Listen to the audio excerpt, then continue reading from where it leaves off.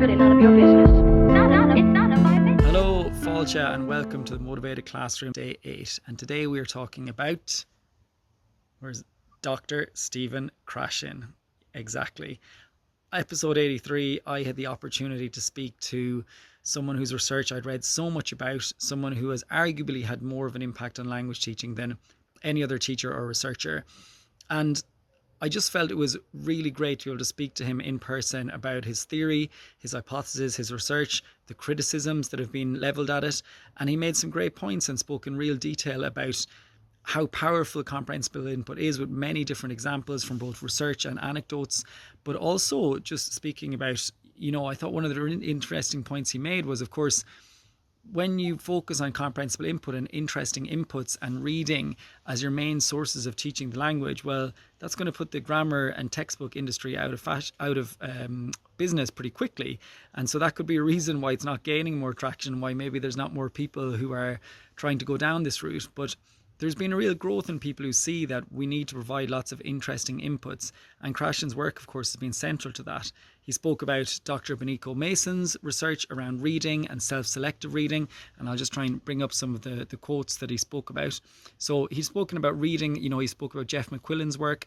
And he said, Jeff has done a couple of papers which will help us, and they're both open access. One of them he looked at was the first 7 books of the Harry Potter series, and he analysed the vocabulary. A surprising percentage of the vocab is so-called academic English. It's official lists of academic English. And if you read all 7, you get a really good chunk of the academic vocabulary that's needed.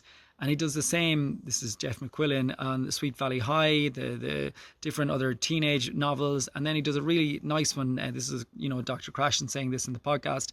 If you read science fiction for a year, you get about 1 million words. You get nearly all the vocabulary you need for all areas of science.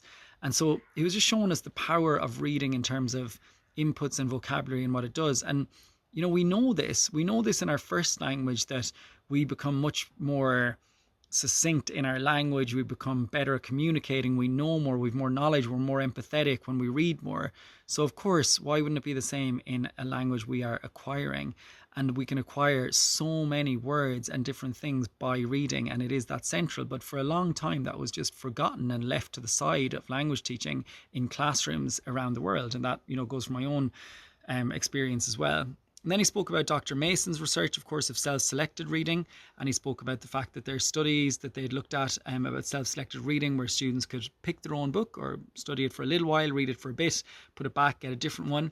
But the impact this had on their testing scores for reading and proficiency in vocabulary was enormous, much higher than kids who'd had a whole year of kind of normal lessons. So I just thought that was really interesting. And finally, on self-selection, he talked about it needs to be compelling, which means it needs to be easy. And he said it's totally okay for a book to be very easy to read. And in fact, that's a good thing, that we don't really want to be looking at words all the time. And sometimes, weirdly, ironically, that means that the harder book might be the one to go for, because you kind of read it and you just go with the flow, that you're like, it's okay, I'm not understanding everything. But if it's a super easy one, you end up maybe stopping yourself and looking up words all the time. So you either want one that's a bit beyond your level, that you're okay with not understanding everything and you're okay with kind of just getting gist around some of the sentences, or one where you don't really have to look up anything because you know all the words on the page. And even if you have to look up the odd word here and there, it is really, really like, it's not very many of them at all. And I think I'd like to end with something he started with actually in the podcast, and that's this idea of forced speaking. I thought that was really quite powerful. And he says here, this is quoting Dr. Krashen from the episode, "When you talk before you're ready, you're doing what we call forced speech, which means you're trying to use stuff that you've consciously learned, not things you've acquired. It's hard to do, doesn't work very well, and it's kind of painful. Speaking before you're ready makes people nervous. The most highest anxiety producer in beginning language classes is talking in class.